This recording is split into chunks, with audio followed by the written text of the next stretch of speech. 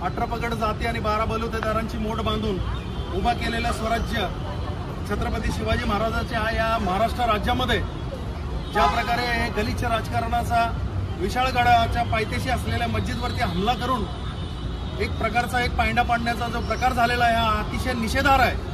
आणि याच संदर्भात आज सकल मुस्लिम समाजाच्या वतीने पुणे जिल्हा यामधील मुस्लिम समाजाचा एक मोर्चा आणि एक धरणे आंदोलन या ठिकाणी निषेध आंदोलन या ठिकाणी जिल्हाधिकारी कार्यालय पुणे या ठिकाणी आज आयोजित करण्यात आला।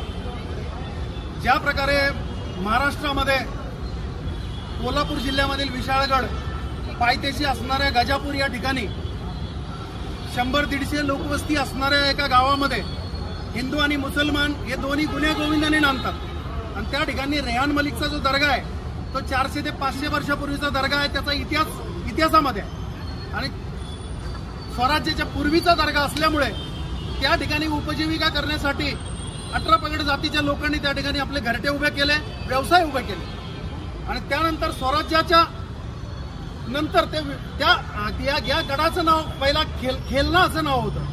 नंतर महाराजांनी तो गड जिंकल्यानंतर त्याचं नाव विशाळगड असं ठेवलं। परंतु महाराजांनी कधी या जातीचं राजकारण तेढ निर्माण करण्याचा प्रयत्न कधी केला नाही। परंतु आज छत्रपती घराण्याच्याच एका छत्रपतींनी असा एक गलिच्छ प्रकार करून या सर्व जातीयवादी संघटनेचं नेतृत्व करून त्या ठिकाणी असणाऱ्या गरीब मुसलमानांच्या घरांचं उद्ध्वस्त केलं, त्या ठिकाणी असणाऱ्या मशिदीचा नासधूस केला, बायका पोरांना अमानुष मारहाण केली। एवढंच नाही तर पोलिसांवरती देखील त्यांनी लाठीचार्ज केला आणि तलवारीने हल्ले करण्याचा प्रकार या ठिकाणी झाला। तर आमचा हा निषेध मोर्चा, आज हा आक्रोश मोर्चा या ठिकाणी पूर्ण महाराष्ट्रामधून आज उठलेला आहे की मुसलमानाबरोबर हा दुजाभाव कशामुळे। 1992 साली या बाबरी मशिदीवरती देखील असाच भ्याड हल्ला करून त्या ठिकाणी ती मशीद शहीद करण्यात आली।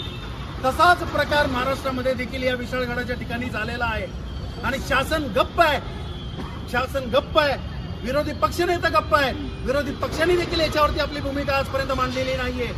शासनाच्या माध्यमातून त्या ठिकाणी उपमुख्यमंत्री काल त्यांचा दौरा झाला, त्यांनी घराची पाहणी केली, नासधूस झालेल्या घरांची पाहणी केली, परंतु त्यांनी हे सांगितलं नाही की ज्या गुन्हेगारांनी हे काम केलेलं त्यांच्यावरती आम्ही गुन्हे दाखल करू, त्यांच्यावरती आम्ही कडक कारवाई करू, असं त्यांच्या तोंडून एक ब्रश शब्द निघालेला नाहीये।